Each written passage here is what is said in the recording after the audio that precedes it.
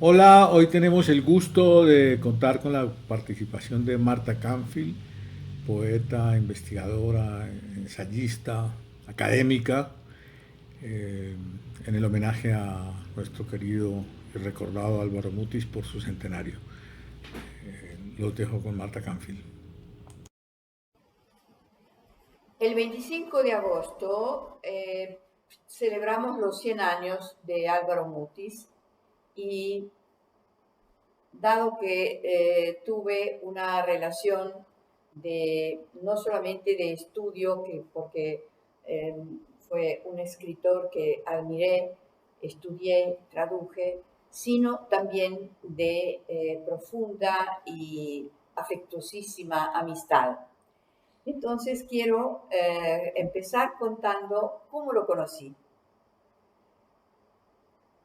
En el año de 1974 yo vivía en Bogotá y me gané una beca para hacer un doctorado en Florencia, en Italia, donde me quedé el resto de la vida hasta el día de hoy. Dado que me estaba preparando para irme para Italia, mi amigo Augusto Pinilla, que formaba parte de ese grupo que después se conoció mejor con el nombre de la generación sin nombre, eh, con Augusto, que nos veíamos como así como con los otros miembros del grupo de la generación, me dijo, mira, no te puedes ir de acá sin llevarte esto. Y me puso en la mano el libro Suma de Macrol el Gaviero, que había salido poquísimo antes, publicado por Barral de Barcelona y con un prólogo de Juan Gustavo Cobo Borda. Eso me dijo, no te puede faltar, tú tienes que tenerlo contigo, siempre contigo. Bueno, yo naturalmente me lo llevé conmigo y cuando lo empecé a leer, no dejé nunca más de leerlo. Quedé absolutamente fascinada con su poesía, con su temática, con su estilo, me pareció extraordinario. Y empecé, no enseguida, porque claramente llegué como estudiante de doctorado, pero apenas pasaron un par de años, 2, 3 años, y yo ya empecé a colaborar con la Cátedra de Literatura Hispanoamericana de la Universidad de Florencia, empecé a escribir en revistas, etcétera, y ahí empecé a traducir poemas de Mutis, empecé a comentar, a estudiar, hacer comentarios también, obviamente, críticos sobre su obra, en fin.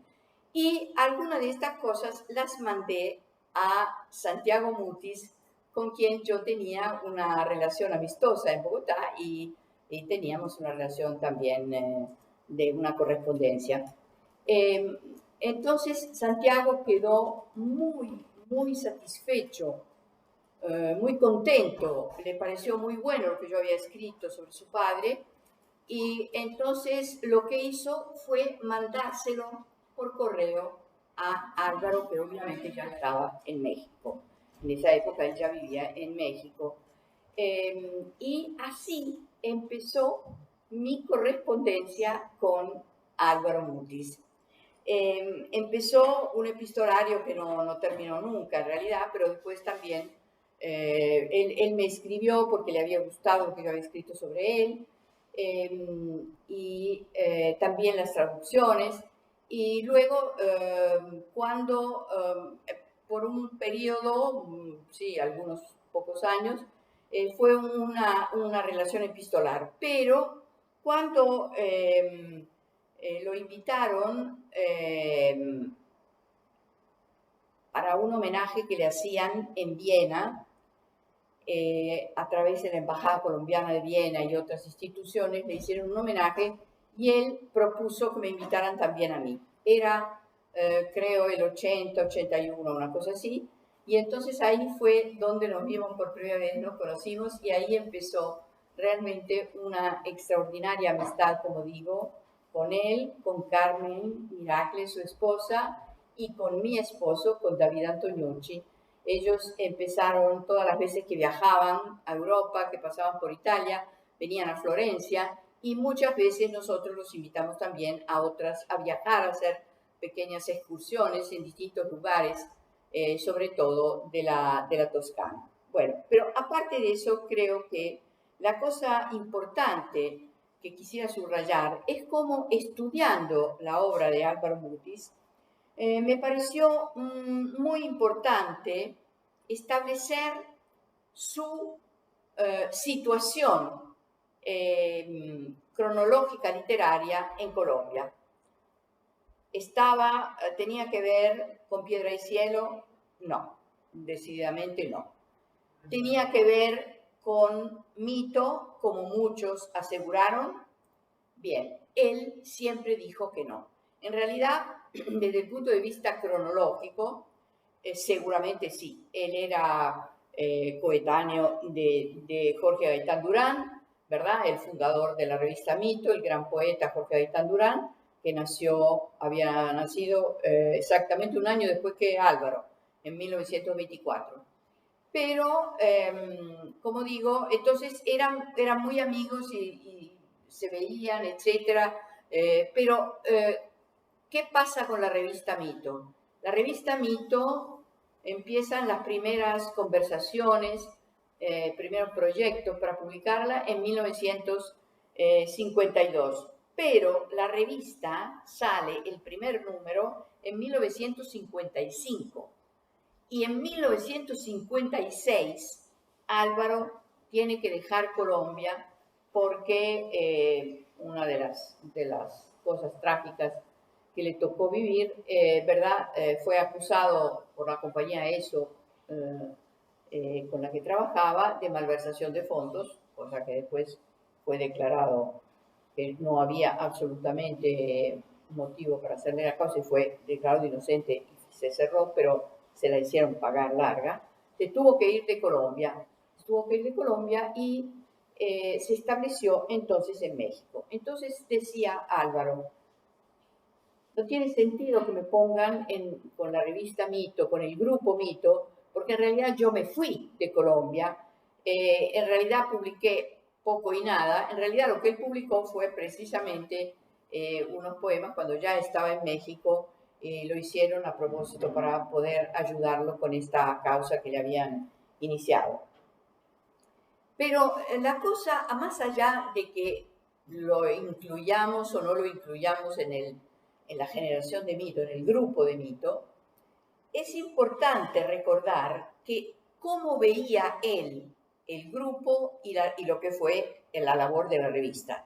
Él decía que Mito limpió el aire provincial de la cultura colombiana, porque efectivamente en Mito se empezaron a publicar grandes autores europeos, norteamericanos, traducidos en español, y él, Álvaro, conoció de esta manera a un autor que tuvo mucha importancia para él, que fue Saint-Jean-Père, traducido por Jorge Salamea. Después él lo iba a leer en francés, porque sabemos que el francés fue prácticamente su segunda lengua, cuando hizo el colegio, cuando hizo en Bélgica, etc. Hablaba francés perfectamente. Pero la primera vez que lo leyó fue, como digo, en las traducciones de Jorge Salamea, y él quedó absolutamente fascinado con ese paisaje tropical que describe Saint-Jean-Père en su poesía, que es el paisaje de Guadalupe, pero que Álvaro asocia inmediatamente a lo que fue el paisaje de su infancia.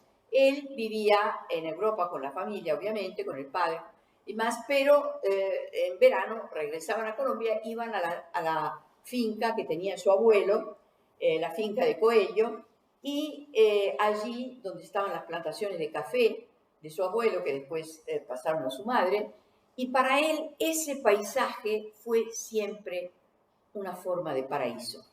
Entonces, leyendo a Saint-Jean-Père, él sintió que eso era una temática fundamental para la escritura. Esto es muy importante. Por otra parte, hay que decir que Álvaro tuvo siempre un espíritu cosmopolita. Entonces, en él se juntan estas dos cosas, la vinculación con la tierra, ¿verdad? Con la tierra la tierra caliente colombiana y el espíritu cosmopolita. De hecho, también hubo otros personajes colombianos que lo ayudaron con esta familiarización con autores de Europa y demás. Entre ellos quiero citar a Ernesto Folkenin, ¿verdad? El fundador, director de la revista Eco, a través del cual él llegó a conocer y admiró y quedaron siempre en su corazón Proust, Melville, Conrad, y así esto aumenta, como digo, este aspecto de su internacionalismo, de su cosmopolitismo. Pero no se puede olvidar el otro lado, que es el vínculo con la tierra colombiana, porque según lo que él mismo ha declarado muchas veces, todo lo que él ha escrito, todo lo que ha escrito, tiene origen en ese pedazo de tierra entre los ríos Coello y Cocora.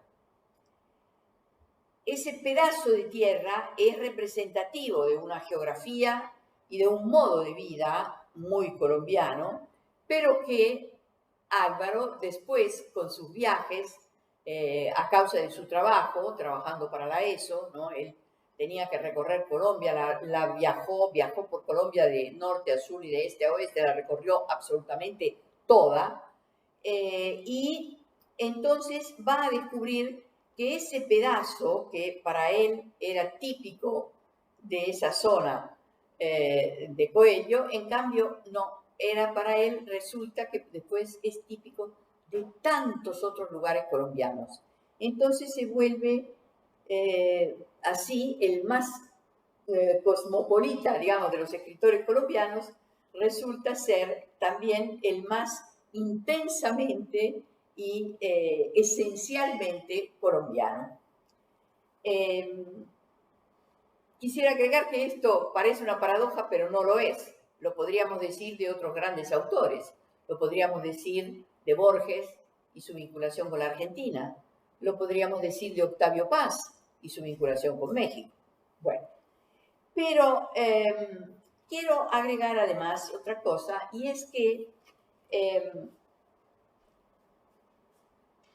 andando adelante con los años, cuando ya nuestra amistad se hizo muy intensa, como decía,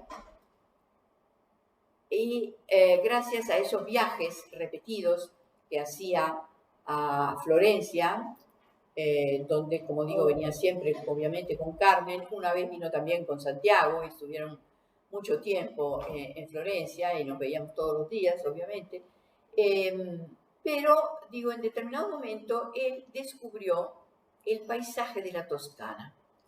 Y la Toscana, él la asoció con la tierra que había aprendido a conocer de niño. Entonces, creo que quisiera absolutamente leer un texto de él que no es muy conocido, que entre paréntesis lo dedicó a mi esposo, a mi amigo David Antoniucci. Se llama Acerca de los paisajes de la memoria. Aparece en la película de Roberto Triana, Álvaro Mutis, La palabra bifronte, que salió en el 93, en 1993, y después fue obviamente recogido en las obras, donde están las obras completas de Álvaro. El texto dice así: en algún poema de su personaje Barnabut, Valéry Larbaud tiene un verso que a mí me ha marcado muchísimo. Dice: tenemos ciudades como tenemos amores. Yo diría, tenemos paisajes como tenemos amores. Hay paisajes que nos pertenecen. Hay paisajes en los que habitamos para el resto de la vida. Yo he tenido la fortuna extraordinaria de haber conocido un maravilloso paisaje, el paisaje de la Tierra Caliente, el paisaje del Tolima, de la hacienda de mi madre y de mi abuelo, que es el paisaje de ríos, de cafetales, de sembrados de caña, húmedo, lleno de flores, de perfumes, del ruido del agua rodando entre las piedras. Ese paisaje me habita, me enriquece, me alimenta y da razón a mi vida. Pero hay unos paisajes que vamos conquistando. Ese paisaje al que me referí es el paisaje de la infancia, que queda para siempre. Pero de repente hay paisajes que descubrimos ya en mitad de la vida. La generosidad con que se nos entregan esos paisajes, la necesidad que se crea de tenerlos a nuestro lado, es una de las razones esenciales de mi poesía. He recorrido la Toscana de mano de amigos a quienes quiero tanto. He visto esa similitud, esa repetición milagrosa de los paisajes de Toscana en los cuadros de los grandes pintores florentinos. Y cuando esto, visto ya más allá de la mitad de la vida, nos da tanto y nos recobra y nos rescata del mundo, me lleva a pensar en una cosa. Cuando realmente llevamos adentro paisajes como estos, y estos paisajes manan una profunda energía y una profunda necesidad de su presencia para continuar viviendo, esos paisajes nos hacen inocentes. Por eso, juzgar a un hombre y creer que la justicia puede disponer del destino de un hombre es una necedad gigantesca. Es realmente una de las más crueles deformaciones de la sociedad creada por los hombres, el derecho de juzgar. Nunca podremos juzgar a un hombre porque nunca sabemos lo que estamos juzgando, lo que ese hombre lleva adentro. Yo siempre que veo una situación de esta pienso, ¿y ese hombre de niño qué paisajes conoció? ¿Qué fue lo que vio? ¿Qué es lo que guarda adentro? Eso que guarda adentro lo hará para siempre inocente. Siempre me pareció realmente extraordinario este texto porque, como se ha visto, convoca otra importante concepción de Álvaro Mutis, que es el concepto de la inocencia. El concepto de la inocencia. Bien, diría que la obra de Mutis se va desarrollando entre, como sabemos, en verso, pero también mucha poesía en prosa, de la cual él mismo lo ha dicho, en determinado momento se dio cuenta que ahí había más narración que poesía, y entonces empieza a surgir su narrativa, sus novelas. Pero hay algo que se mantiene, tanto en la poesía como en la narrativa, que es constante, por lo menos hasta cierto punto. Y esa constancia en su literatura es de un personaje que, como sabemos, se llama Macrol. Él lo bautizó como Macrol el Gaviero. Macrol con un nombre, como él mismo ha explicado, con esa doble L final, que en realidad no sé, Mac y después una doble L, que es escocés, catalán, no se sabe, es internacional. Es Macrol, como Mutis, es cosmopolita. Bueno, pero Macrol y Álvaro Mutis muchas veces han sido confundidos. A mí me ha gustado siempre subrayar cómo en realidad están estrechamente vinculados, pero no son iguales, para nada, al contrario, son muy distintos. Para empezar, Macrol nace viejo, ya es un hombre anciano, cuando Álvaro tenía solamente 25 años, más o menos, es cuando empieza a escribir estos poemas. Entonces, esto ya es una diferencia fundamental, pero no es la única. Lo que tienen en común, para empezar, digamos, es que comparten ambos la experiencia de laceración y de pérdida. Esto marca el personaje de Macrol, pero también, obviamente, marca la personalidad de Álvaro Mutis. Yo cito 3 cosas solamente trágicas de su vida, pero que son muy determinantes. La primera, cuando tenía 9 años, fallece su padre, y esto para él fue terrible. No solo porque, como él ha dicho, mi padre murió cuando yo tenía más necesidad de él, sino también porque la muerte del padre obliga a la familia a regresar a Colombia. Y entonces él pierde ese ámbito europeo en el que se encontraba muy bien. Los viajes continuos entre Bruselas y París para él eran fundamentales, y eso lo pierde. Esa fue una pérdida importante. La segunda era un jovencito cuando se pierde la finca de Coello, con los dramas que sabemos de Colombia en ese entonces, y entonces pierden la finca. Eso también para él fue algo terrible, dolorosísimo. Y la tercera cosa es, naturalmente, el exilio obligado, el irse de Colombia, el tener que establecerse en otro lado, en México. Pues él se encontró muy bien, obviamente, pero el perder, el ser obligado a perder, eso fue para él terrible. Y lo que acompañó, además, el traslado a México, que por un momento lo dejaron libre, pero luego, como sabemos, tuvo que sufrir 15 meses de prisión en Lecumberri, de lo cual nacerá después el diario de Lecumberri y los relatos, que son realmente muy dramáticos. Bueno, pero aparte de eso, es importante frente a estos dramas, cómo él empieza a crear un concepto muy claro de lo que es la escritura para él. La escritura para él, el escribir, es recuperar, es salvar en un instante sublime lo que se ha perdido, dice él. Es recuperarlo en un instante sublime, que es precisamente el momento de iluminación de la escritura, lo que se ha perdido. Por eso la escritura es fundamental para Mutis. Dice Álvaro, la vida nos despoja de todo, la vida nos quita todo, lo vamos perdiendo con el tiempo. La vida nos despoja de todo y transforma en desierto el jardín que era nuestro. Esto es muy importante.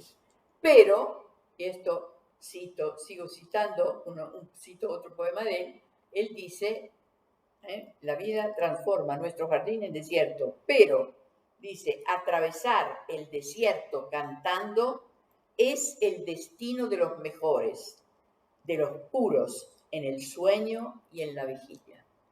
Atravesar el desierto cantando. Esto es lo que hace el poeta. Esto es lo que hace el poeta. Y aquí están esos 2 polos temáticos entre los que se desarrolla, naturalmente, la poética de Mutis.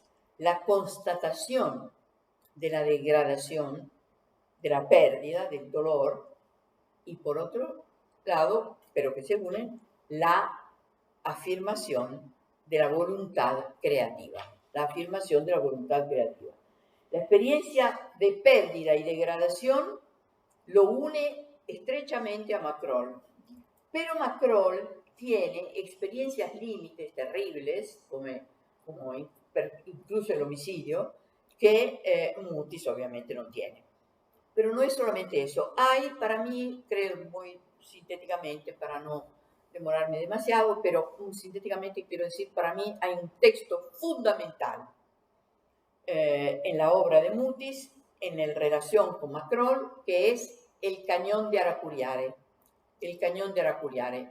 El cañón de Aracuriare, que está en Los Emisarios, publicado en 1984, cuenta cómo Macrol entra en una caverna y ahí sufre una serie de visiones que terminan siendo un análisis de sí mismo, como una especie de viaje dentro del laberinto del propio inconsciente y el encuentro con su otro yo que es el que le da la revelación. Y de hecho, él sale siendo otra persona. Ha encontrado a sí mismo, ha tenido la revelación, como sucedía con quien entraba en el centro del laberinto.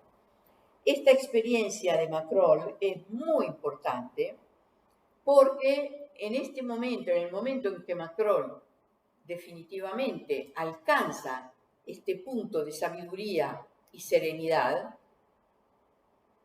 entonces ya no tiene sentido la poesía de Macron, porque la poesía de Macron era la búsqueda interior que estaba haciendo Mutis a través de Macron. Macron lo ha ayudado a evolucionar hasta ese momento de gran serenidad. Entonces, esto es muy importante porque efectivamente tiene sus consecuencias en la escritura. Mutis dice, no, ya la poesía no tiene sentido con Macron y Macron desaparece completamente, definitivamente desaparece de la poesía de Mutis. Pero Mutis dice, lo ha contado también, que él no se resignaba a hacer desaparecer del todo a Macron, porque era ya como formaba parte de sus afectos. Entonces es ahí cuando empieza a escribir las novelas con las cuales quiere contar las historias que estaban incompletas o que estaban entreveradas, en fin, empieza con las novelas y así Macrol está en la narrativa, en las novelas, y la poesía es donde está ahora exclusivamente la voz de Álvaro Mutis, porque antes, hasta ese momento de Los Emisarios, nosotros podríamos haber podido distinguir perfectamente un poema con la voz de Mutis, un poema con la voz de Macrol.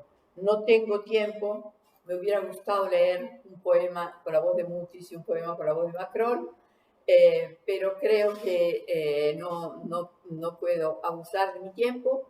Entonces voy a decir simplemente que naturalmente hay poemas que llevan incluso el nombre de Macrol, Oración de Macrol, Las plagas de Macrol, pero otros como Morada, como Un bel morir, por ejemplo, un hermoso poema que también ahí está la voz de Macron.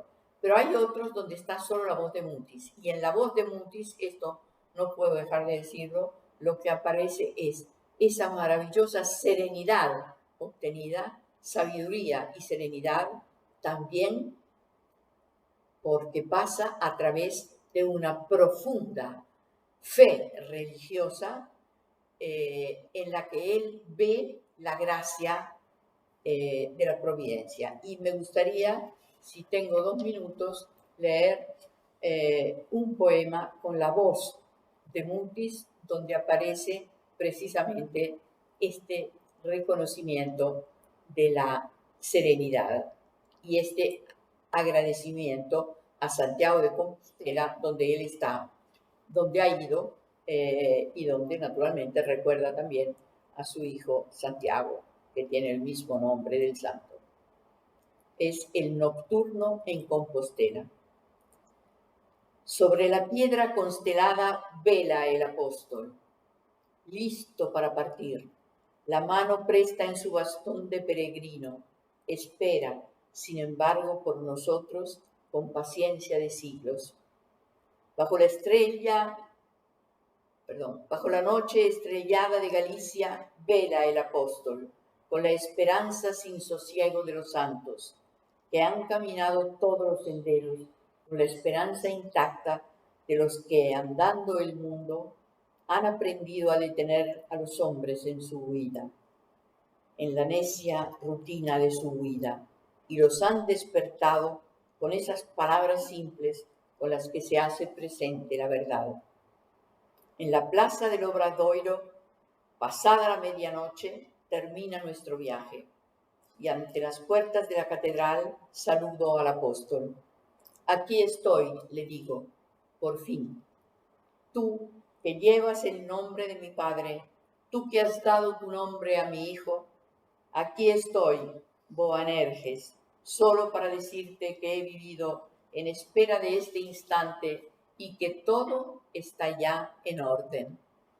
Porque las caídas, los mezquinos temores, las necias empresas que terminan en nada, el delirio que se agota en la premiosa lentitud de las palabras, las traiciones a lo que un día creímos lo mejor de nosotros, todo eso y mucho más que callo o que olvido, todo es también o solamente el orden.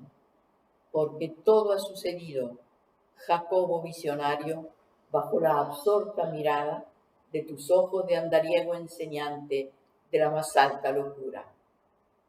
Aquí ahora, con Carmen a mi lado, mientras el viento nocturno barre las losas que pisaron monarcas y mendigos, leprosos de miseria y caballeros cuya carne también caía a pedazos, aquí te decimos simplemente, de todo lo vivido, de todo lo olvidado, de todo lo escondido en nuestro pobre sueño tan breve en el tiempo, que casi no nos pertenece, venimos a ofrecerte lo que consiga salvar tu clemencia de hermano.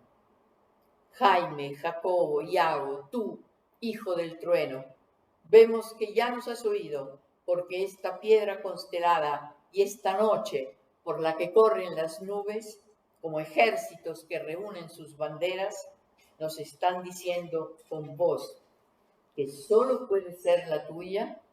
Sí, todo está en orden, todo lo ha estado siempre en el quebrantado y terco corazón de los hombres.